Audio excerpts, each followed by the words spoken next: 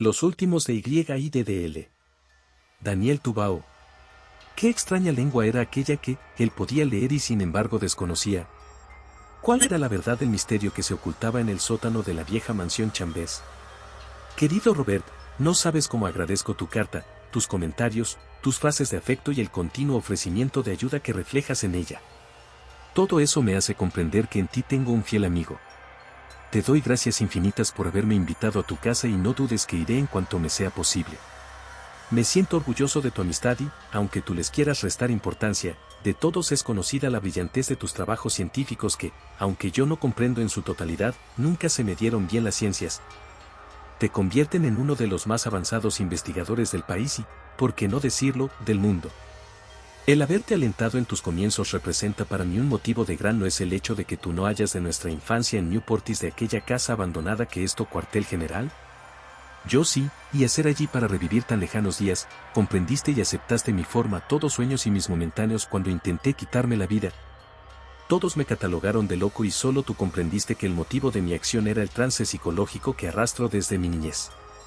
Me gustaría hablar contigo de este tema, pues tus investigaciones acerca de la genética y la herencia me parecen muy acertadas y pudiera ser que me afectaran personalmente. Tengo que acabar la carta, pues ante mí está la molesta enfermera que me atiende dispuesta a inyectarme otro de sus desagradables productos farmacéuticos. En cuanto este cancerbero insolente me deje en libertad, reuniré mis pertenencias y me pondré en camino hacia Newport Bury para reunirme contigo. Esperando verte pronto, se despide, Arthur. 8 de octubre. Querido Arthur. A modo de devolución de cumplidos me parece obligado responderte que todas esas investigaciones que tanto alabas no son suficientes para interpretar tus oníricas visiones que con tanta maestría reflejas en tus cuadros y en tus libros y que muchas veces he pensado son más reales que todos mis elucubrados estudios. No debes, por tanto, considerar tus sueños producto de la fantasía, pues quizá con el tiempo se demuestre, a la luz de la ciencia, que son tan consistentes como la teoría de la evolución lo es ahora. Esto te lo dice un científico materialista que no se atreve a negar, con toda su ciencia a cuestas, los fenómenos que escapan al campo de la lógica. Desde luego no acepto en su totalidad las connotaciones científicas de tus sueños, pero, de igual modo, tú no deberías aceptar mis teorías en su totalidad por muy comprobadas que estén. En fin, no creo que este sea un tema apropiado para discutirlo en una carta, así que lo relegaré para un momento posterior en que podamos mantener una conversación, tete a tete. El auténtico motivo de esta carta es el comunicarte que me veo obligado a ausentarme de mi casa, por lo que te dejo las llaves de esta en la taberna Blache Agle, de Newport Bury, ¿te acuerdas de ella? Con solo dar tu nombre te las entregarán. En la mansión estarán el viejo Joss, la señora Simpson y 2 nuevas criadas, pero he creído conveniente que seas tú quien tenga las llaves de todas las habitaciones. No te has de preocupar por nada, pues he dejado todo dispuesto para tu llegada. Acomódate en el ala oeste y compórtate como si estuvieras en tu propia casa. Espero encontrarte ya instalado a mi regreso. Robert, 12 de octubre del diario de Arthur Elliot. Siguiendo el consejo del profesor Aston, reanudo mi diario. Ayer salí del hospital de Milwaukee tras pasar en él más de un mes. Cuando me disponía a emprender viaje hacia Newport Bury para reunirme con Robert, me llegó una carta suya en la que me explicaba que debía ausentarse por un tiempo, lo que le impedía recibirme personalmente. No obstante, me daba las instrucciones necesarias para instalarme en su hogar, lo que es de agradecer pues no tengo otro sitio a donde ir. Ya estoy completamente restablecido y, gracias a un medicamento que me han proporcionado en el hospital, puedo dormir tranquilamente sin temer a las pesadillas y visiones a causa de las cuales intenté quitarme la vida. Un carro de caballos me conduce a la antigua mansión de los Chambers. No puedo evitar recordar aquellos días que Robert, mi hermana y yo pasamos en la casa del bosque. Me es imposible olvidar aquella noche en la mansión abandonada ni a aquel vagabundo que tanto espanto nos causó. Era una fría noche de invierno, como tantas veces nos encontrábamos en aquel tétrico caserón cuando él apareció ante nosotros y nos habló de un crimen que tiempo atrás se había cometido allí mismo. Después, mirando a mi hermana, dijo, el crimen no ha sido olvidado por ellos, y las visiones que golpean tu mente noche tras noche solo son recuerdos de una anterior existencia que, poco a poco, se adueñará de ti hasta que solo seas una parte de ellos. Puedo ver en tu frente la fatídica señal que ha de convertirte en su emisario. Mas no será así mientras yo viva y cuando se cumpla el tiempo fijado. Yo seré el que acabe contigo. Nos asustó de tal modo su historia que huimos despavoridos como si tras nosotros galoparan todos los demonios del infierno. Semanas más tarde, ya repuestos del susto, volvimos a la mansión, pero no encontramos al vagabundo que tan profunda huella dejara en todos nosotros, especialmente en mi hermana. Aquel suceso habría quedado en el olvido de no ser porque 10 años después mi hermana desapareció de modo misterioso y nunca más la he vuelto a ver. Si a esto se añade lo que descubrimos semanas más tarde en la mansión. En fin, no debo recordar aquello, al menos por el momento, pues Newport Bury ya está cerca. 14 de octubre querido Arthur. 2 días después de que abandonases el hospital, fui allí para decirte algo que considero de la mayor importancia. No te encontré, pero me dijeron que Robert te había ofrecido su casa y como aún conservo sus señas, espero que esta carta llegue a tus manos. Analizando la copia que me diste de tu diario y las grabaciones que me permití tomar en tus sueños y delirios, he llegado a importantes conclusiones. Creo haber descifrado parte de las palabras que aparecen en las cintas magnetofónicas. Son frases de una lógica escalofriante y guardan relación con otras que he hallado en antiguos volúmenes de la Universidad de Miskatonic. No puedo darte más detalles, pero he decidido reunirme contigo y con Robert en cuanto me sea posible en Newport Bury. No hagas nada hasta que yo esté allí y por lo que más quieras, no visites la mansión abandonada. No bromeo. Pronto me reuniré contigo. Frank L. Aston. 14 de octubre. Del diario de Arthur Elliot. Estoy en casa de Robert, llegué hace 3 días. ¿Qué podría yo decir de este lugar que tan lejanos recuerdos me evoca? En la mansión viven conmigo el viejo Joss, que ahora desempeña el cargo de jardinero, la señora Simpson, que, con más benevolencia que antaño, continúa rigiendo los destinos de este lugar y 2 nuevas criadas que se ocupan de la limpieza y de la comida. La señora Simpson me pidió perdón por el desprecio que siempre nos mostró a mi hermana y a mí desde que fuimos adoptados por el padre de Robert. Aún así, a menudo la he descubierto mirándome con extraña fijeza y, por qué no decirlo, con miedo, ese miedo que siempre inundaba su rostro ante la más mínima mención a mi padre. Creo que ha llegado el momento de averiguar quién era mi padre, porque todos se niegan a pronunciar su nombre y porque el señor Walter Chambers nos adoptó a mí y a mi hermana. Espero con ansiedad el regreso de Robert, pues intuyo que él sabe más que yo de mi origen. Sea ciencia cierta que Walter Chambers habló, en el momento de su muerte, de un libro que mi padre siempre llevaba consigo y de una misteriosa mujer que ambos conocieron en su juventud y que pudiera ser mi madre. 18 de octubre del diario de Arthur Elliot. He recibido una carta del profesor Aston en la que me dice ha descubierto algo de gran importancia. Me ruega encarecidamente que no visite la mansión abandonada. De todos modos, no pensaba hacerlo, al menos hasta que Robert regrese. Anoche sucedió algo que aún me asombra y a lo que no puedo hallar una explicación lógica. Llovía como solo llueve en Newport Bury y la noche era fría, gélida, por lo que suprimí mi habitual paseo por los alrededores de la mansión para refugiarme en la biblioteca.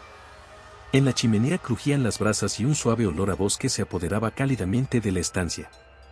Buscaba un libro que me distrajera cuando, en el ángulo más escondido de la biblioteca, mi vista se encontró con varios volúmenes que enseguida me interesaron. Sus títulos no eran los de cualquier libro y todos ellos daban la sensación de esconder un saber oculto entre sus páginas. Allí estaban Los caminos de Voltaire, de Von Kampf, Stravonius Nota Trium, de Odebios y El campo de lo irracional, de Pietro Mannara. Sin embargo, me decidí por un volumen de gruesas tapas y hojas apergaminadas en el que puede leer Los últimos de G.T. Me acomodé junto a la chimenea y comencé a leer. Era uno de esos libros que hablan de dioses paganos y maldiciones olvidadas. Comenzaba con una invocación a un dios llamado Yeti que, según el libro, era un ser que habitaba en los pantanos esperando pacientemente el día de su venganza. Después se perdía en absurdas divagaciones acerca de otros dioses, los que desterraran a Yeti a los pantanos, y con este método, el de citar continuamente, sin ninguna lógica, dioses y más dioses de sonoros nombres, transcurrían sus páginas en un ambiente de total artificialidad que cansaba al más sesudo lector. Cuando ya me disponía a dejarlo a un lado, entró una de las criadas con un té que yo le había pedido anteriormente. Entonces, mientras colocaba el té, vi que miraba el libro, que yo había dejado abierto sobre la mesa. Después alzó la vista y me miró extrañada. «Dígame, ¿sucede algo?», le pregunté. «No, nada, perdone», contestó ella evasivamente ya que, al fin y al cabo, yo era huésped de quien había contratado sus servicios. Me pareció, insistí, que ese libro le ha interesado. ¿Lo conoce acaso? No, dijo, es que desconozco el idioma en que está escrito y me deja perpleja el que usted pueda entender esos extraños signos. ¿Extraños signos? Inquirí sorprendido y cogí el libro para demostrarle que estaba escrito en inglés, el único idioma que yo creía conocer, pero al hacerlo me di cuenta de que ella tenía razón. El libro no estaba escrito en inglés sino en un idioma que era desconocido para mí y que sin embargo podía leer con toda facilidad. Sorprendido por mi descubrimiento, y no queriendo alarmar a la criada, arguí embarazado que solo lo estaba hojeando y que yo, como ella, desconocía el idioma en que estaba escrito. Cuando la criada se retiró, quedé a solas con mi asombro. Aquel libro estaba escrito en unos caracteres que yo antes nunca había visto y que, sin embargo, me eran familiares hasta el punto de no darme cuenta al leerlo de que aquel no era el idioma británico. Dejé el libro en su sitio y me retiré a mis habitaciones perplejo por aquel suceso que aún no puedo explicarme. Quizás sea el mismo idioma que yo hablo en mis sueños y que el profesor Aston ha conseguido descifrar. 20 de octubre. Del diario de Arthur Elliot. Ayer llegó Robert. Le hablé del libro y desde entonces no ha habido otro tema de conversación entre nosotros. Dice que de nuevo su ciencia ha sido derrotada por lo inexplicable y me tiene todo el día traduciendo aquel complicado y aburrido volumen. Aún así, he de decir que algunos párrafos me resultan familiares. Hemos recibido carta del profesor Aston en la que nos anuncia su llegada el día 29 de este mes. Estoy impaciente por verle de nuevo y saber qué es lo que ha descubierto. 25 de octubre. Del diario de Arthur Elliot. Hoy me he despertado muy tarde y al buscar a Robert le he encontrado en la biblioteca enfrascado en el estudio de mis traducciones de Los últimos de G.D. He aprovechado para preguntarle el origen del libro y me ha confesado desconocer su existencia hasta que yo se lo mostré, pues nunca se había interesado por aquellos libros y no se explicaba por qué los poseía su padre. Al mirar las primeras páginas hemos encontrado la firma de su propietario. Hemos podido leer 1731. Braderick Chambers, que supusimos era el nombre de algún antepasado de Robert. Esta misma fecha aparece en todos los libros del rincón donde encontré Los últimos de G.D. Y lo que es más extraño, las fechas que acompañan el nombre no son contemporáneas entre sí. Dada la absoluta similitud de las grafías de todas las firmas queda descartada la hipótesis de varias generaciones cuyos varones llevaran el mismo nombre de pila. La firma más antigua es de 1610 y la más reciente de 1913. ¿Cómo se puede concebir que una misma persona haya vivido más de 300 años? Al atardecer, Robert me propuso visitar la mansión abandonada y he aceptado sin dudarlo. No creo desobedecer al profesor Aston con esta acción, pues no iré solo, sino acompañado de un hombre de nervios bien templados y proceder científico, Robert. 26 de octubre del diario de Arthur Elliot. Ayer por la noche visitamos aquel terrible lugar. La puerta se encontraba atrancada, pero, al estar totalmente podrida, la echamos fácilmente abajo. Al entrar, llegó hasta nosotros una ráfaga de aire pestilente. En toda la mansión se respiraba una atmósfera de suma putrefacción y abandono, la pintura del techo se había desprendido a causa de las lluvias. Al caminar sobre el segundo piso existía el peligro de pisar en falso y caer al piso inferior. Fue entonces, caminando sobre las resquebrajadas maderas de la segunda planta, cuando se nos ocurrió la idea de que aquella mansión debía tener un sótano. Convencidos de que así era comenzamos a buscarlo encontrando, por fin, una losa que, no cabía duda, comunicaba con el sótano. En la losa no había ninguna argolla que permitiera levantarla, pero entre los dos conseguimos apartarla a un lado. Robert entró primero y desde abajo me indicó que las escaleras eran seguras por lo que bajé yo también. Con las linternas encendidas comenzamos a recorrer el lugar. Era inmenso, pues al parecer habían sido demolidos los tabiques y las separaciones interiores. Allí el olor a putrefacción era aún mayor y las telarañas formaban tupidos cortinajes que resultaba difícil esquivar. Las ratas corrían libremente de un lado a otro y descubrimos en ellas una osadía nunca observada en estos pequeños y repugnantes animales. Algunas se acercaban hasta nosotros desafiándonos a través de sus brillantes ojillos y era difícil rechazarlas, tan solo la potente luz de las linternas nos permitía mantenerlas a distancia. Robert extendió la linterna ante sí y pudimos ver, en el fondo de la estancia, una especie de púlpito que constituía, al parecer, el único mueble del sótano. Sobre el púlpito distinguimos las páginas de un libro. Guiándome por mi linterna, caminaba hacia allí, cuando sentí que algo tocaba mi espalda. Un sudor frío recorrió mi cuerpo, pues Robert caminaba delante mío. Sobreponiéndome al espanto, giré sobre mí mismo y, puedo jurarlo, contemplé el rostro de un cadáver que me miraba fijamente a través de sus ojos mortecinos. Toda su carne era blancuzca, pastosa, y revelaba una profunda putrefacción. Los labios sangrantes acentuaban sus pálidas facciones, y el cuello, aquel horrible cuello, estaba atravesado de parte a parte. La sangre coagulada de la herida destacaba sobre la grisácea piel. No pude evitar desmayarme y caí al suelo con la horrenda sensación de haber visto antes aquel rostro. Cuando recobré el sentido, Robert salía de la mansión llevándome en sus brazos y su rostro revelaba un profundo desconcierto. Una vez a salvo de aquel horror, le conté a Robert lo que había visto y él insistió en que no había visto nada y atribuyó, vagamente, lo sucedido a mi imaginación. Sin embargo, no le dije que aquel rostro me era conocido, que aquel rostro putrefacto, de una persona a la que tanto quise, fue la auténtica causa de mi horror.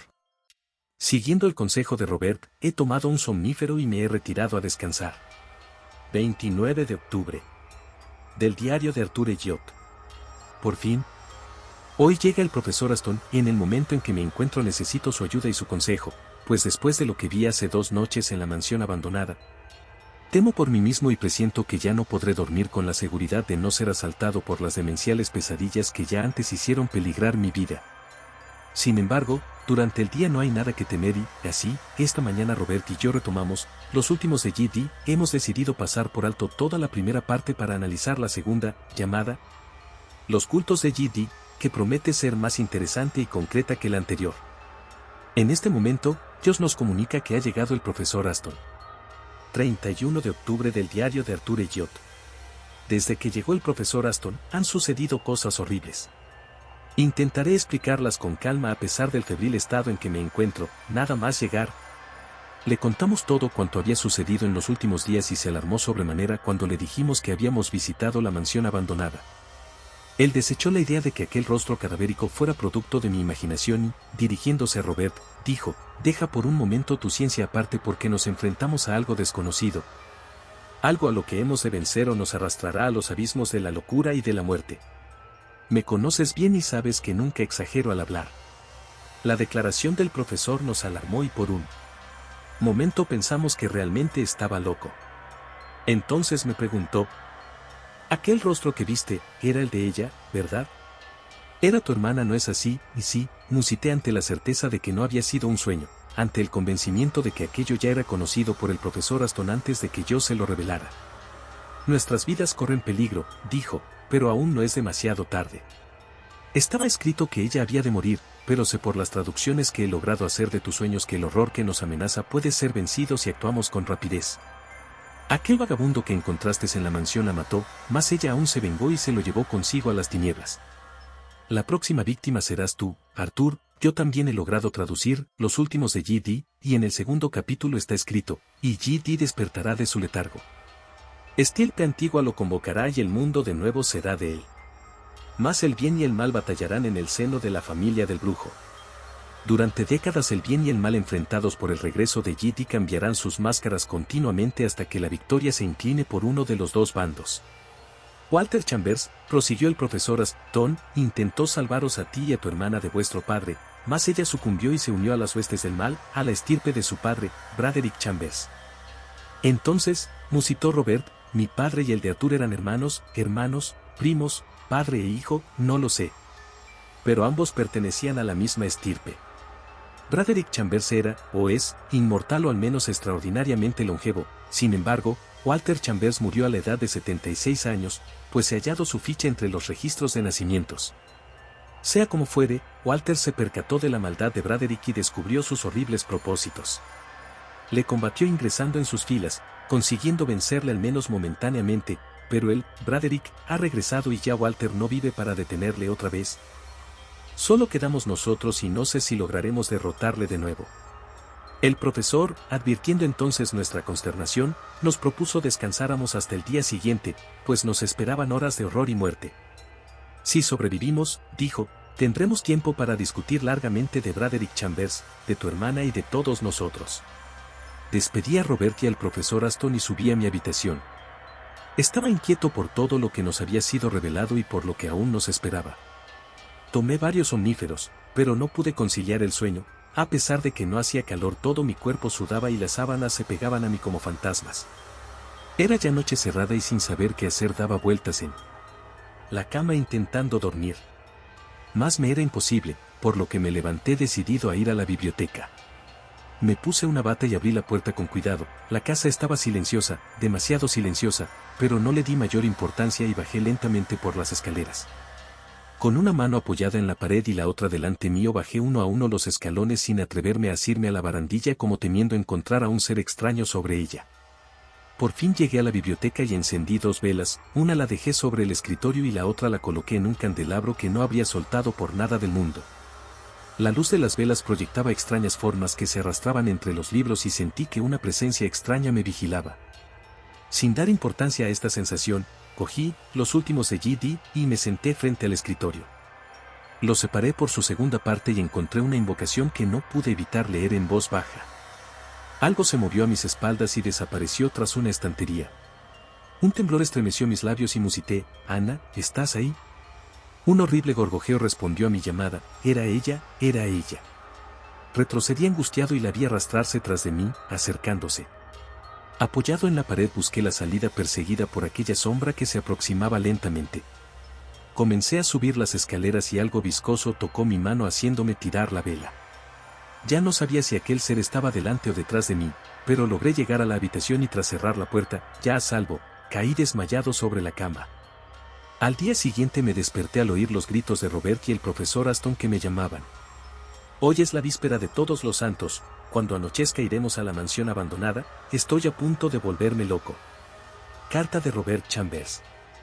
A la Universidad de Miskatonic. En estos desesperados momentos he de dirigirme a alguien con la esperanza de que el horror que amenaza a la tierra sea desterrado al lugar de donde vino.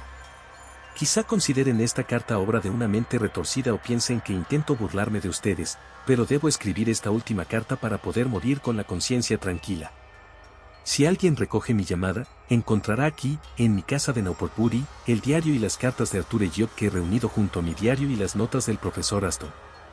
Anoche, Arthur, el profesor Aston y yo nos dirigimos a la mansión abandonada. En nuestro pensamiento solo vivía la idea de enfrentarnos a Braderick Chambers. Durante el camino, el profesor Aston nos reveló algunos datos que nos eran desconocidos y que nos afectaban personalmente a Robert y a mí. Braderick, dijo el profesor, descubrió la traición de Walter, pero durante el tiempo que éste se fingió acólito suyo tuvo tratos carnales con la esposa del brujo. De esta unión naciste tú, me dijo, mientras que Arthur y su hermana nacieron del brujo. Al morir Braderick, Walter os llevó consigo y en todo momento intentó apartaros del camino emprendido por Braderick. Mas al regresar de su letargo, unió a la hermana de Arthur a sus huestes y no consiguiendo hacer lo mismo con Arthur, llenó su mente de espantosos sueños tratando de conducirle al suicidio. En cuanto a ti, Robert, él nunca reparó en ti ni te consideró una amenaza. La mansión abandonada ya estaba cerca y como respetando su imagen dejamos interrumpida la conversación. La noche había caído sobre los campos de Newport Bury, guiándonos gracias a 3 potentes linternas, caminábamos lentamente y con gran precaución. Pasamos sobre la puerta que habíamos echado abajo días atrás y penetramos en el interior. Después de mirar largamente a su alrededor, el profesor Aston nos pidió que le indicáramos el lugar donde se hallaba el sótano. No pude reprimir mi asombro al ver la losa colocada de nuevo en su sitio. En aquel momento comencé a pensar en la visión que Arthur había tenido en aquel lugar y no pude evitar el creer en su autenticidad. Sin embargo, no dije nada a mis compañeros, levantamos la losa y nos dispusimos a bajar al sótano. El profesor Aston lo hizo primero e inmediatamente le seguimos Arthur y yo. La atmósfera era irrespirable, más que nunca, y el fétido olor a tumba y a carne putrefacta nos hizo retroceder momentáneamente. Ya desde el primer momento las ratas nos atacaron llevándonos hacia el fondo de la estancia.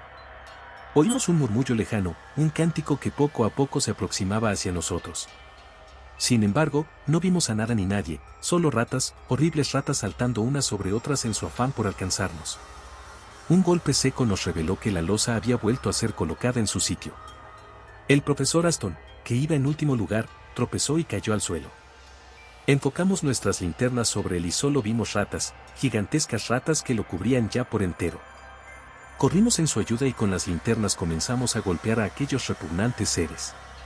Una de las ratas saltó sobre mí y apenas tuve tiempo de golpearla con la linterna, vi cómo su cabeza estallaba por el golpe y mi rostro se llenaba de su sangre. Casi al instante otra rata, aún más grande que la anterior, hundió sus uñas en mi pierna y comenzó a morderme con sus afilados dientes. Golpeé una y otra vez a aquel ser que parecía querer arrancarme la pierna, pero no logré separarlo de mí. Una y otra vez esquivaba mis golpes y hundía sus dientes en mi carne. Por fin, ya muerta, tuve que arrancarla de mí, pues aún así seguía agarrada. Con todo, logramos liberar al profesor Aston y huimos de las ratas. Estábamos cerca del púlpito cuando una sombra apareció ante nosotros, el profesor y yo no nos movimos, pero Arthur se acercó a aquel ser demoníaco y descargó su linterna sobre él. El golpe nunca llegó a su destino, pues una garra velocísima surgió de debajo de la túnica y agarró en el aire el brazo de Arthur, haciéndole soltar la linterna y obligándole a arrodillarse. Solo teníamos una linterna, la mía. Se la lanzamos al ser que aprisionaba a Arthur, pero la esquivó y se inclinó sobre nuestro compañero. Al rato, Arthur comenzó a entonar una invocación. Sus palabras fueron repetidas desde el fondo de la estancia. Se desató una fuerte tormenta y el sótano comenzó a encharcarse, sin embargo, el cántico no cesaba. Sintiendo que algo maligno se adueñaba de aquel lugar, el profesor Aston musitó, no es él, y sacando un puñal de su cinto se lanzó sobre Arthur. Los infernales seres que nos rodeaban se abalanzaron sobre el profesor, pero no pudieron evitar que éste matara a Arthur. Pude notar que al cesar el cántico la presencia que antes dominara la estancia retrocedía dejando solos a los acólitos de Braderick. Huí de aquel repugnante lugar perseguido por aquellos seres. Levantó la losa haciendo un esfuerzo sobrehumano y no paré de correr hasta que me encontré tras la puerta de mi mansión. Despedí a la señora Simpson y a las dos criadas y pedí a Joss que se quedara conmigo. En este momento se acerca Braderick seguido de sus infernales criaturas. Ya no hay salvación para mí, pero no permitiré que se apoderen de los secretos que pueda esconder esta casa. Joss me trae unas antorchas en este momento. Prenderé fuego a la casa y entregaré esta carta a Joss con la esperanza de que se salve. Cada vez suenan más cercanos los cánticos, Giddy, Giddy, Giddy. Por favor,